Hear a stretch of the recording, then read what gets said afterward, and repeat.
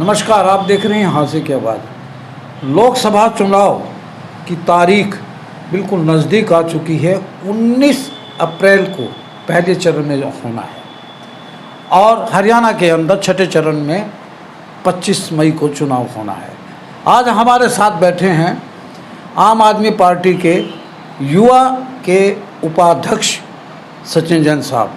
सीधे सीधे इनसे बात करेंगे। सबसे पहले तो मैं सचिन जैन साहब आपका स्वागत करता हूं, अभिनंदन करता हूं हमारे हासिल की आवाज़ में। राजीव जी, हासिल की आवाज़ के सभी दर्शकों को मेरा प्रणाम, मेरा नमस्कार। सीधी सीधी बात करता हूं मैं कि आम आदमी पार्टी पर बहुत गाज गिर रही है और ख़ासकर आपके मुख्यमंत्री भी जेल यात्रा में हैं और जेल में बंद हैं आरोपों के जरिए, और 3 मंत्री भी। सबसे बड़ी राहत की बात तो आपको पता ही होगा कि आज ही एक 6 महीने जेल काट कर आए सुप्रीम कोर्ट से बेल पर आए हैं संजय सिंह, जो राज्यसभा के सदस्य हैं। क्या सारे भ्रष्टाचार के आरोप आप ही की पार्टी पे लगते हैं, कांग्रेस पे लगते हैं, जो आपकी अलायंस पार्टी है? ऐसा क्यों है कि कितना भ्रष्टाचार किया है आपकी पार्टी ने, आम आदमी पार्टी ने, जो लिक्विड स्कैम घोटाला है? देखिए राजीव जी, इसके बारे में हम आपको कहना चाहते हैं कि जो आपने कहा कि हमारे मुख्यमंत्री पर, हमारे नेताओं पर गाज गिर रही है या भ्रष्टाचार के आरोप लगाए जा रहे हैं, वो सभी एक षड्यंत्र के तहत लगाए जा रहे हैं, जिसके अंदर आपने देखा कि पहले एक जो प्रक्रिया होती थी, न्याय की प्रक्रिया, भ्रष्टाचार के आरोपों पर वहाँ केस रजिस्टर्ड किया जाता था। रजिस्टर्ड करने के बाद चार्जशीट फाइल होती थी, फिर ट्रायल होता था। ट्रायल के बाद अगर दोषी होता था उन्हें जेल किया जाता था। लेकिन वर्तमान में 2018 के अंदर केंद्र सरकार ने पीएमएलए कानून के अंदर बदलाव कर पीएमएलए कानून के तहत हमारे नेताओं को एक कथित शराब घोटाले के अंदर अरेस्ट किया और उनकी आज तक भी ट्रायल शुरू नहीं कर पाए हैं। 2-2 साल तक से के करीब हो गए हैं हमारे नेता जेल के अंदर। इन्होंने षड्यंत्र के तहत कैद किए हुए हैं, जिसका उदाहरण आप देखिए। पीएमएलए क्या कहता है? पीएमएलए ये कहता है कि जब तक आप अपने आप को निर्दोष साबित ना कर पाओ तब तक आप जेल में रहेंगे। और ईडी एक एक्सटॉर्शन रैकेट के तहत, देखा आप लोगों ने, केजरीवाल जी ने बाकायदा कोर्ट के अंदर ये रखा कि ईडी लोगों पर दबाव बना करके और उनसे बयान ले रही है, और जैसे ही बयान के अंदर आप नेताओं का नाम आ जाता है उन्हें बेल दे दी जाती है। और उन्हें, जैसा कि आपको हम एक बाकायदा नाम से बताना चाहेंगे, 2 इस कार्यक्रम के अंदर मुख्य नाम रहे अरविंद केजरीवाल जी के खिलाफ जिन्होंने गवाही दी, एक शरत रेड्डी जी, दूसरा MSR मगुंटा श्रीनिवासलू रेड्डी जी। इन 2 व्यक्तियों की गवाही के आधार पर अरविंद केजरीवाल जी को षड्यंत्र के तहत जेल में बंद करने का भारतीय जनता पार्टी ने काम किया। तो शरत रेड्डी जी वह आदमी है जिन्होंने 6 बार बयान दिए जिसमें अरविंद केजरीवाल जी का कोई नाम नहीं लिया, लेकिन जब उन्होंने उनका नाम लिया तो उन्हें बेल दे दी गई, और वो भी एक मामूली कमर दर्द के नाम पर। और उस शरत रेड्डी ने 55 करोड़ रुपए का जो है चंदा भारतीय जनता पार्टी को इलेक्टोरल बॉन्ड के नाम पर दिया। और दूसरा नाम MSR वही व्यक्ति है जिनके सुपुत्र को 5 महीने जेल में रखा जाता है। वो केजरीवाल जी के खिलाफ कुछ नहीं बोलते, लेकिन 5 माह बाद पिताजी को बयान देना पड़ता है, केजरीवाल जी के खिलाफ बयान दिलवाया जाता है और उन्हें बेल मिल जाती है। और वही जो अभी तक आरोपित हैं उन्हें आंध्र प्रदेश में टीडीपी के माध्यम से एनडीए अलायंस में टिकट दी जाती है। तो क्या उनके ऊपर भ्रष्टाचार के आरोप खत्म हो गए और मोदी जी की पार्टी में से या उनके अलायंस से चुनाव लड़ रहे? तो आपकी खुद की दलील है, लेकिन मोदी जी कह रहे हैं कि देश के अंदर मैं भ्रष्टाचार बिल्कुल ख़त्म कर दूंगा, और हरियाणा के अंदर उन्होंने टिकट का आवंटन भी कर दिया है 10 की 10 सीटों का बीजेपी ने। मैं आपको एक चीज़ कहना चाह रहा हूं सर, कि वो देश के अंदर से भ्रष्टाचार को नहीं, विपक्ष को खत्म करने का काम कर रहे हैं। उनके सिर्फ 2 सूत्री कार्यक्रम है, विपक्ष में कोई न रहे और हमारा कोई बाहर जाने ना पाए। आज वो ईडी के माध्यम से न केवल विपक्ष में, अपनी पार्टी में भी उन्होंने खौफ बनाया हुआ है कि आज जो लोग इनकी एक दो व्यक्तियों की तीन व्यक्तियों की चलाने वाली पार्टी जो ऊपर से चल रही है, वो पार्टी कोई व्यक्ति छोड़ कर न जाए कि उन्हें भी डर रहे कि कल को हम छोड़ करके किसी अन्य दल में चले गए तो कहीं हमें ना गिरफ्तार कर लिया जाए, और दूसरी पार्टी के लोगों को वो डर दिखा करके ले जाया जा रहा है। सर, मैं एक शेर के माध्यम से आपको बताना चाहता हूँ। हरियाणा के जो टिकट आवंटन हुआ है बीजेपी पे, ये कैसा हुआ अफसाना, तन गई दरिया और बिछ गया सामियाना। तो हरियाणा के अंदर जी जो सीटों का आवंटन बीजेपी ने किया है, आपने तो कुरुक्षेत्र में कांग्रेस के साथ अलायंस करके आपके प्रदेश अध्यक्ष सुशील गुप्ता जी को उतार ही दिया है जी।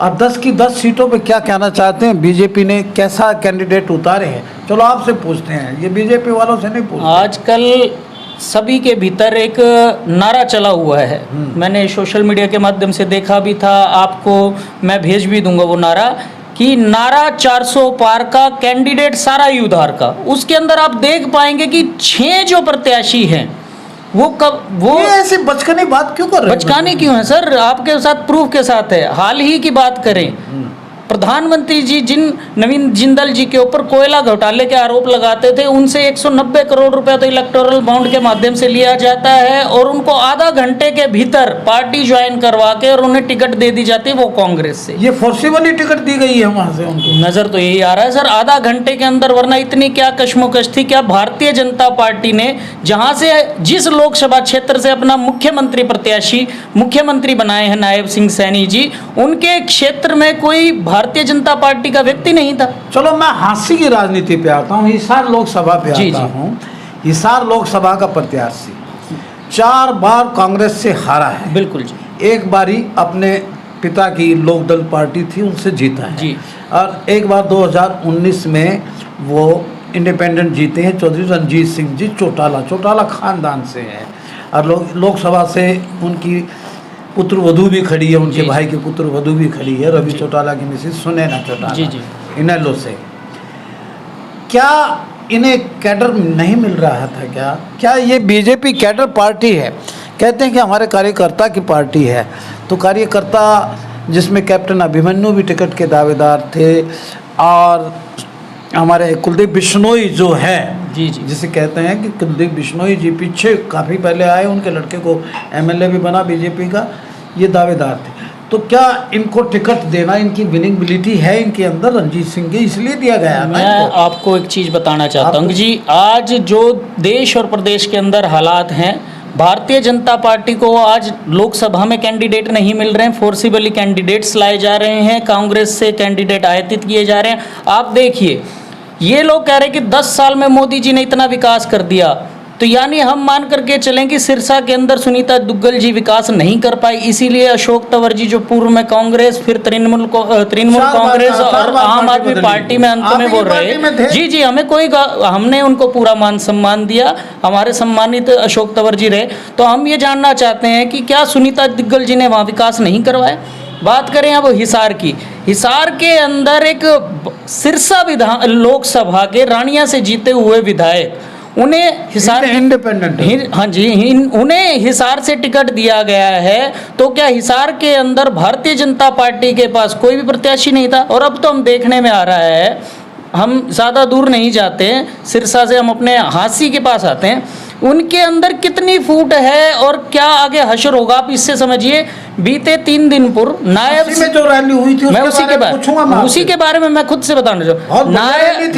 बहुत भीड़ नजर आई वहाँ बिल्कुल भीड़ थी। भीड़ किन के कारण आपने भी देखा होगा, आपने सुना वहाँ पर विनोद भयाना जी ने लगभग जब 11 बजे के करीब माननीय मुख्यमंत्री नायब सैनी जी आए तो स्टेज पर से आप रिकॉर्डेड उनका भाषण सुन सकते हैं। उन्होंने कहा कि जी आप बहुत जल्दी आ गए, समय से आ गए, आमतौर पर ऐसा उम्मीद नहीं होती। मोदी का लड़का है, समय पे आएगा, डिसिप्लिन वह तो समय पर आ गए ना जी, लेकिन जनता तो नहीं आई। उनका मकसद तो यही था ना कि जी भीड़ जो कमी रह गई। उसके बाद पूरे शहर के अंदर इस बारे में चर्चा है, क्योंकि देखिए हर बिरादरी को गर्व होता है कि उनकी बिरादरी से जब मुख्यमंत्री बनता है। इस रैली के अंदर एक प्रतिष्ठित अखबार में भी हमने देखा जिसके अंदर ये बाकायदा शब्दों में लिखा गया, सैनी समाज का एक बहुत बड़ा योगदान था। और मैं इसमें अतिशयोक्ति नहीं होगी, अगर 90% उस रैली के अंदर योगदान सैनी समाज का ना रहा हो, क्योंकि मुख्यमंत्री नायब सिंह सैनी जी हैं, नए नए वह मुख्यमंत्री बनाए गए हैं, तो लोगों का उनसे लगाव है। हांसी के विधायक या भारतीय जनता पार्टी विधायक महोदय पंजाबी समुदाय को रिप्रेजेंट करते हैं, तो पंजाबी समुदाय के समाज के लोग वहाँ नजर आए। जाट समुदाय से रंजीत चौटाला है वहाँ नजर आए। मैं कह रहा हूँ जी, समुदाय का यहाँ पर विषय नहीं है। वहाँ पर जिस बिरादरी से वह आते थे, सभी विधायक जो बने हैं वे सभी जो समुदाय से उनसे वोट लेकर के बने हैं। लेकिन देखने का विषय यह है कि अखबार ने खुले शब्दों में यह छापा है कि वहाँ पर जो मैक्सिमम बिरादरी थी, आपने देखा सैनीपुरा गांव के लोग वहाँ से आए हुए थे, शहर के लोग आए हुए थे, और भारतीय जनता पार्टी की खुद की जो वहाँ पर कमी देखी जा सकती है, वहाँ पर उनके अंदर कुछ तो कमी रही होगी। हांसी हलके के अंदर और शहर की बात करें हम, 5 जो हमारे पार्षद आते हैं वो सैनी समाज से आते हैं, लेकिन उनकी स्टेज पर 4 नदारद पाए जाते हैं। तो ऐसा क्यों है कि कुछ तो काफी नदारद थे, 5 नहीं। मैं तो एक बिरादरी की बात कहना चाह रहा हूँ कि क्या भारतीय जनता पार्टी मान सम्मान नहीं दे पा रही, क्योंकि उन लोगों को पता है कि बीते जितने भी समय से वो लोग पार्षद हैं, भारतीय जनता पार्टी के कार्यकाल में वो लोग काम नहीं करवा पा रहे हैं। और उसके देखो, आपको हमें कुछ कहने की ज़रूरत नहीं है कि हमने आप लोगों को, हमने प्रेस वार्ता के माध्यम से कहा भी था कि जो नायब सिंह सैनी जी हैं वो पिछले मुख्यमंत्री की विफलताओं को विरासत में लेकर के आगामी 6 महीने का कार्यकाल जी रहे हैं। 6 महीने बाद का समय आप देखेंगे, करनाल एकमात्र ऐसी विधानसभा होगी जहां से आप ये कह पाएंगे कि 2 मुख्यमंत्री पूर्व मुख्यमंत्री हो गए। क्या नायब सैनिक जी विधानसभा का चुनाव लूज करेंगे? बिल्कुल पूर्व कह रहे हैं हम उनको। आप एक चीज देखिएगा, क्या मनोहर लाल जी एमपी का चुनाव लूज करेंगे वहां से? मनोहर लाल जी तो मैं आपको बताना चाह रहा हूँ, मनोहर लाल जी और भारतीय जनता पार्टी करनाल से तो खुद अपने आप को हारा हुआ मान रही है। वरना एक बात बताइए, 6 माह के अंदर में ऐसा क्या कर लिया जाएगा कि जो 9.5 साल के अंदर खट्टर साहब नहीं कर रहे। और खट्टर साहब की उपलब्धि तो नायब सिंह सैनी जी खुद बता करके गए शहर के अंदर कि उन्होंने कहा कि DULB के कर्मचारियों को मैंने आदेश दिया है कि अभी तो आचार संहिता लगी हुई है, अर्बन लोकल बॉडीज जिसके अंदर प्रॉपर्टी आईडीज के नाम पर सारे देश को जो है लाइनों में लगाने का काम किया कि जी 4 जून तक आप वो सही कर लीजिएगा, वरना मैं कार्रवाई करूंगा। यानी वो मुख्यमंत्री जी के कार्यकाल पर प्रश्न चिन्ह लगा रहे थे कि उन्होंने किस प्रकार प्रदेश को लाइनों में लगाया। अरे क्या बात करते हैं आप, दल में भ्रष्टाचार में आप धसे हुए हैं।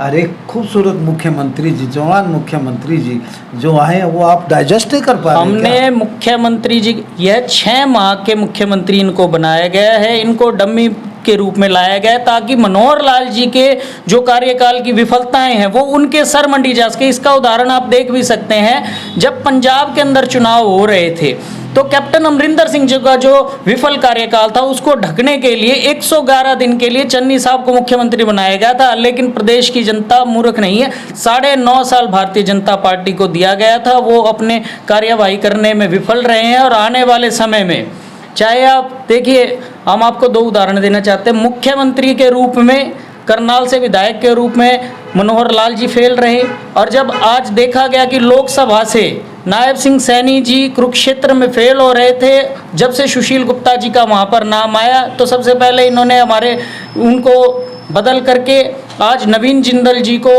डरा धमका कर या जिन भी कारणों से समझा बुझा करके गुप्ता जी के सामने वो लाए। और आज भी हम आपको बताना चाहते हैं कि सुशील गुप्ता जी वहाँ 4 लाख से ज़्यादा वोटों से जीतने का काम करेंगे और आने वाले अक्टूबर के अंदर हरियाणा में आम आदमी पार्टी सरकार बनाने का काम करें। आप 6 मुझे गिना दीजिए जिनको कांग्रेसी कहते हैं जो बीजेपी ने टिकट दी है। सर बच्चे की जुबान पे बताइए। आप सिरसा से शुरू होजिए। हाँ। सिरसा में जो हैं अशोक तंवर जी हैं, वहाँ पर सुनीता दुग्गल जी को बाहर निकाल दिया गया है। आगे बताइए। हिसार में आ जाइए, आपने खुद बताया कि जी 4 बार वो कांग्रेस से चुनाव लड़ चुके हैं, रंजीत सिंह चौटाला जी हैं।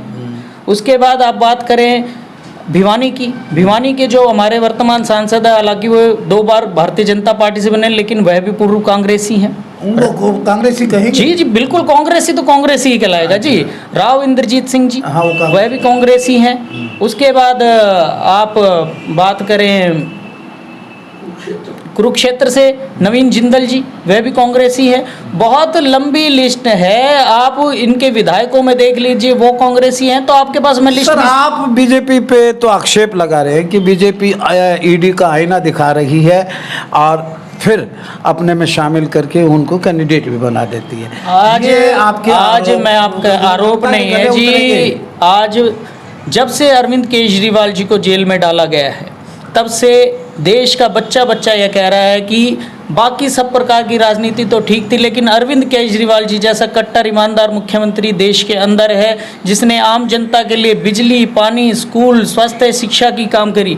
आज अरविंद केजरीवाल जी की ईडी के ऊपर, यानी एजुकेशन डिपार्टमेंट के ऊपर मोदी जी अपनी ईडी को भारी करना चाहते हैं, और वो नहीं चाहते कि इस देश का बच्चा, जो बाबा साहब अम्बेडकर ने संविधान के तहत चाहा था कि हर बच्चा अच्छी शिक्षा, समान शिक्षा पाए, वह शिक्षा पा पाए, वह चाहते हैं कि चंद उद्योगपतियों के पास, जिसका रोज आज भी हम देखते हैं कि 90% जो देश की संपत्ति है वो 271 लोगों के पास है, वह उन्हीं के पास रहे। क्या मोदी जी की गारंटी 400 पार, एनडीए 400 पार और बीजेपी 300 पार की गारंटी पे खरे उतरेंगे क्या? बिल्कुल, जैसे आपने देखा था कि मोदी जी की गारंटी है। जी जी, मोदी जी की गारंटियां, पहली बात तो जी कोई गारंटी ही नहीं, उनके पास तो वारंटी भी नहीं बची है। जिस प्रकार से हरियाणा में 75 पार हुआ था, उसी प्रकार के से देश के अंदर 400 पार होगा।